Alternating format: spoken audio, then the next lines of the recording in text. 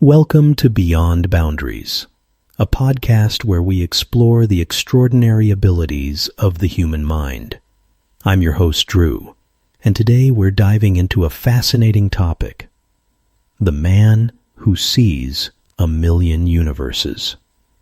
I'm incredibly excited to be joined by two special guests: Henry, a cognitive researcher specializing in hyperphantasia, and Russo, a colleague of the remarkable Srinidhi Ranganathan himself.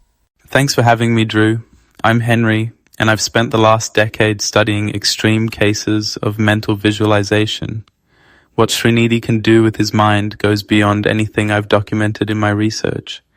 It's truly at the frontier of human cognitive potential. Great to be here. I'm Russo, and I've had the privilege of working alongside Srinidhi for several years. I've witnessed firsthand how he accesses these parallel dimensions in his mind and applies the solutions he finds to real-world problems. It's like watching someone with a superpower. This is going to be fascinating. Today we'll explore everything from the mechanics of hyperphantasia to how dimensional thinking can solve real-world problems. We'll even dive into some case studies where these abilities have created incredible breakthroughs. I can't wait to understand how someone can literally see a million universes. Let's start by understanding what hyperphantasia actually is. Henry, could you break this down for our listeners who might be hearing this term for the first time? Absolutely, Drew. In the simplest terms, hyperphantasia is extremely vivid mental imagery. While most people can visualize things in their mind's eye, those with hyperphantasia experience mental images that are almost indistinguishable from reality. It's like having perfect HD vision inside your mind. And what makes Srinidhi's case so remarkable is the scale and depth. It's not just seeing static images. He creates entire functioning universes. Think of it like the difference between looking at a photo of a beach versus actually walking on that beach, feeling the sand, hearing the waves, and even interacting with people there. That's fascinating. So it's not just visualization, but a fully immersive experience? Exactly. The average person's imagination might be like watching a small TV screen from across the room. Hyperphantasia is like an IMAX experience.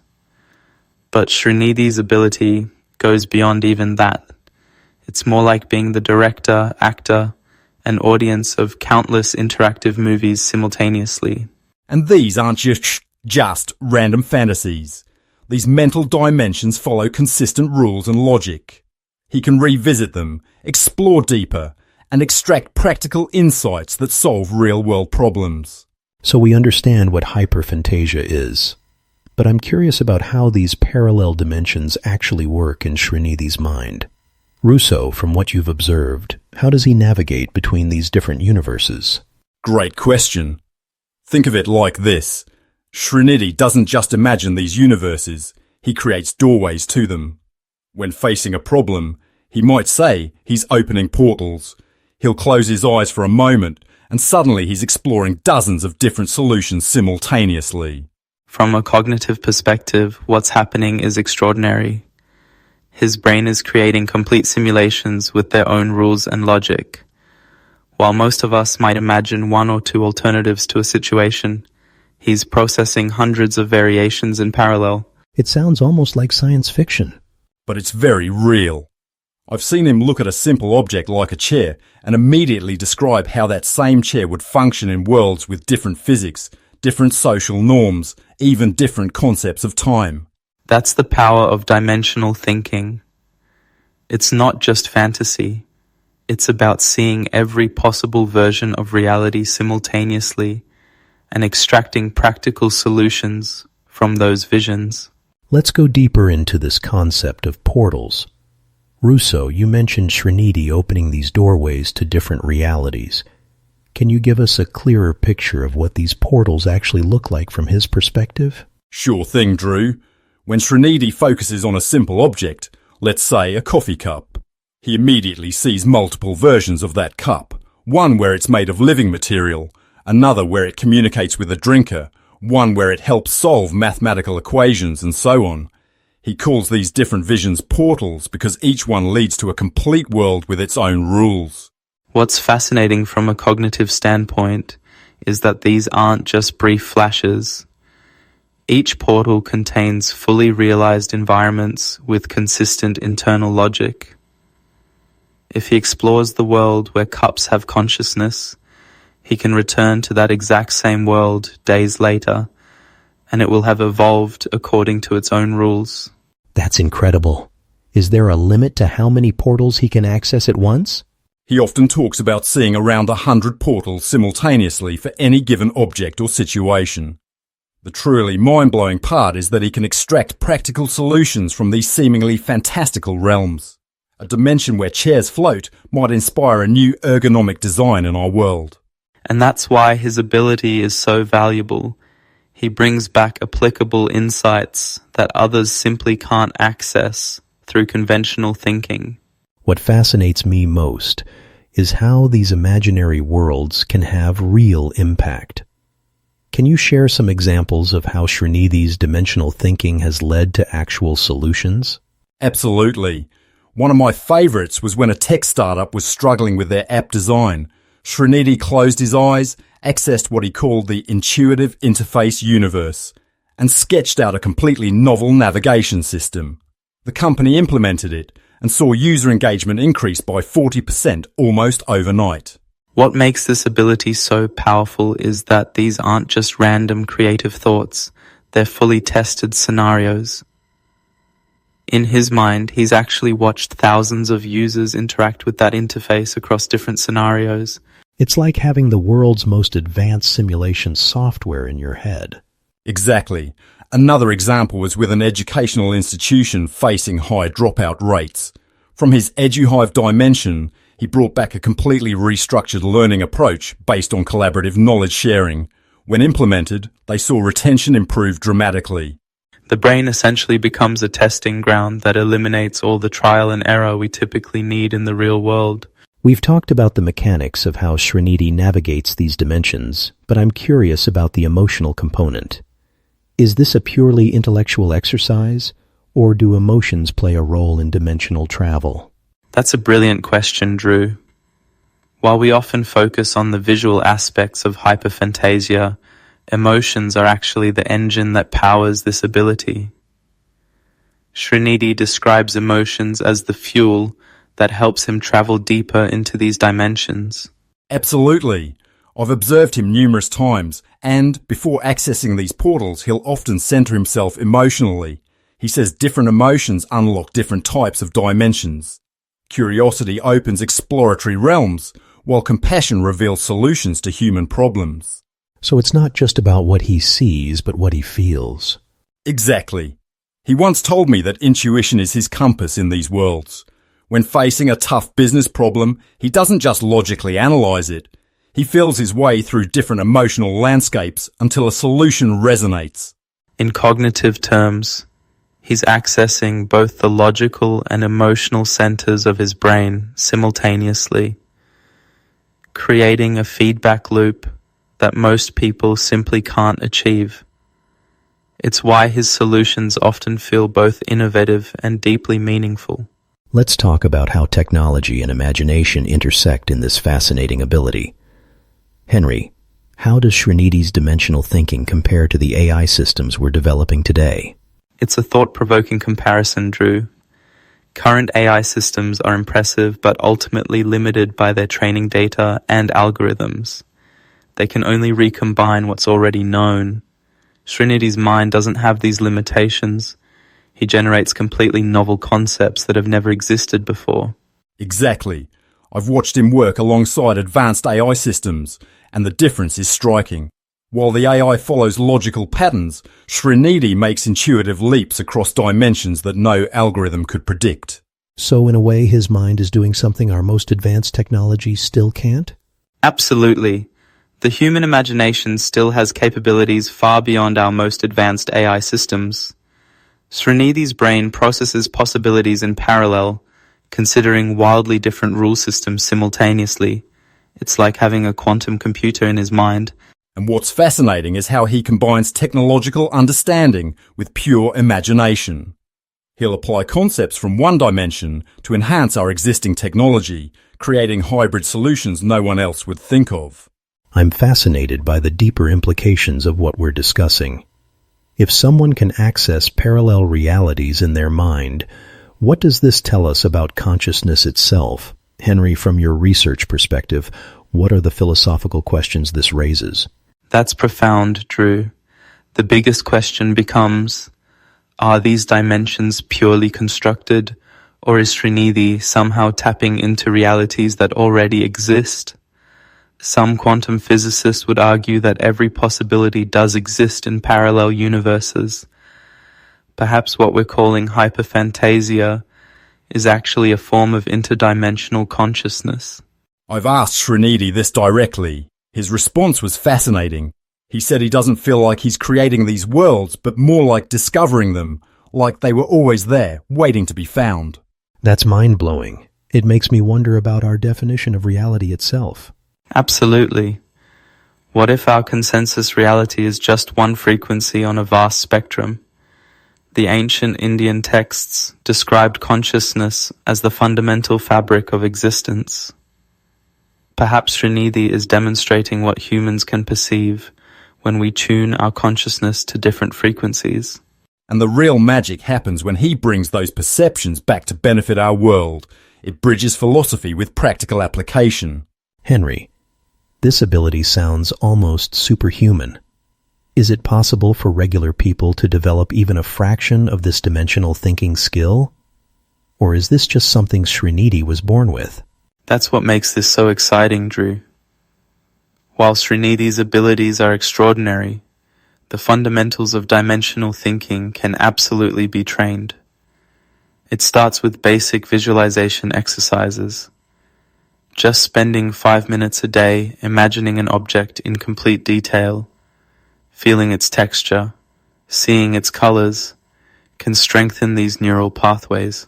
Srinidhi actually teaches a simple technique he calls portal opening. You choose an everyday object like a pen, close your eyes and ask, what if this pen could? Then let your mind explore 5 completely different possibilities. Over time, you expand to 10 possibilities, then 20. So it's almost like a muscle that can be strengthened with practice? Exactly. While most people won't reach Srinidhi's level, neuroplasticity research shows our brains can develop remarkable visualization abilities. The key is consistency and removing judgment, accepting even the strangest ideas your mind generates. Meditation also plays a huge role. Srinidhi meditates for an hour daily, not to clear his mind, but to deliberately expand it beyond conventional boundaries. As we think about the future, I'm curious.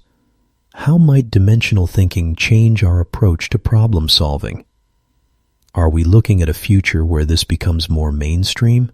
I believe we're entering an era where conventional problem solving reaches its limits. Think about climate change or healthcare. These complex challenges require multidimensional thinking. What's exciting is that neuroscience is confirming we can train our brains to think more like Srinidhi does, just not at his extraordinary level. We're already seeing early signs of this. Organizations that embrace even basic dimensional thinking exercises report breakthrough solutions.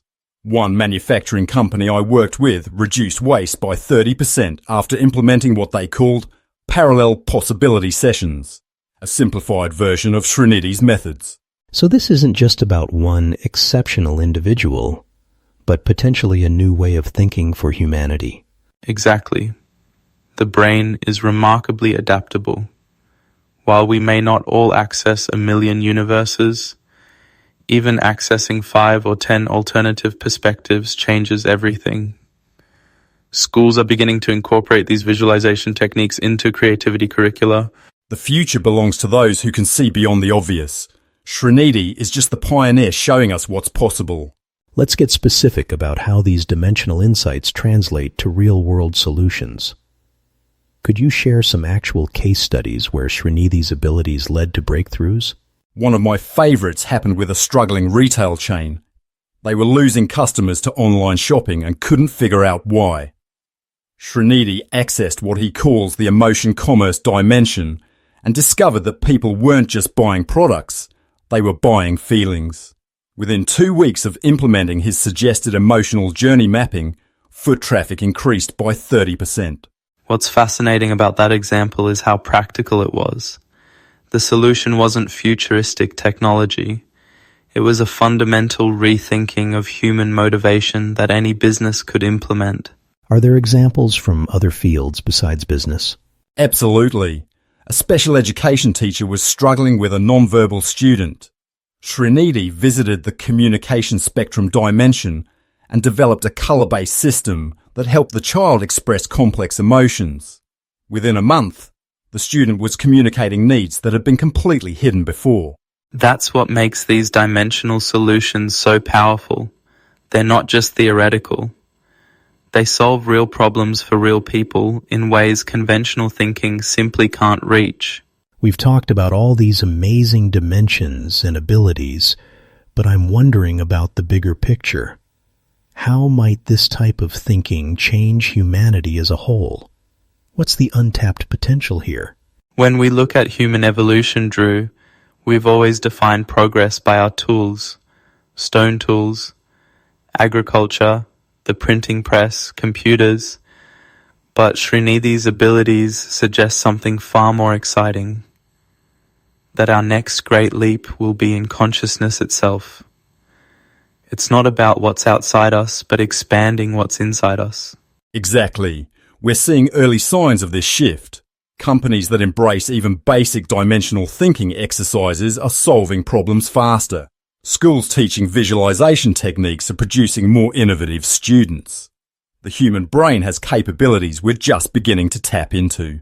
So it's not just about one exceptional individual, but something we all could develop to some degree. Absolutely. Neuroplasticity research confirms that our brains can form new neural pathways throughout life. The average person might not access 1 million dimensions, but even accessing 5 or 10 alternative perspectives completely transforms problem solving. I've seen Srinidhi teach simple exercises to children, and within weeks, they're thinking in ways that surprise even their parents. That's what gives me hope. This isn't just his gift, it's a glimpse of what we all might become. What an incredible journey we've been on today. We've explored hyperphantasia, dimensional thinking, the power of emotional intelligence, and even how these abilities might shape our future. Henry, as we wrap up, what do you think is the most important takeaway about Srinidhi's remarkable abilities? I believe the most profound aspect is that Srinidhi shows us the untapped potential of the human mind. While his abilities are extraordinary, they remind us that our brains are capable of so much more than we typically use. Even small steps toward dimensional thinking can transform how we solve problems. For me, it's about the bridge between imagination and practical application. Srinidhi doesn't just visit these dimensions for fun. He brings back solutions that help real people. That's his true gift to humanity. Before we go, I ask this question to all my guests. If you could open just one portal to another dimension, what would you hope to find there? A dimension where human consciousness has fully awakened to its potential. I'd bring back a roadmap for how we get there. I'd want to see a world where technology and human intuition have perfectly balanced, where we've solved our biggest challenges without losing our humanity. Thank you both for this fascinating conversation, and thank you to our listeners for joining us on Beyond Boundaries. Remember, the next great frontier isn't out there, it's in here, in the infinite possibilities of our own minds.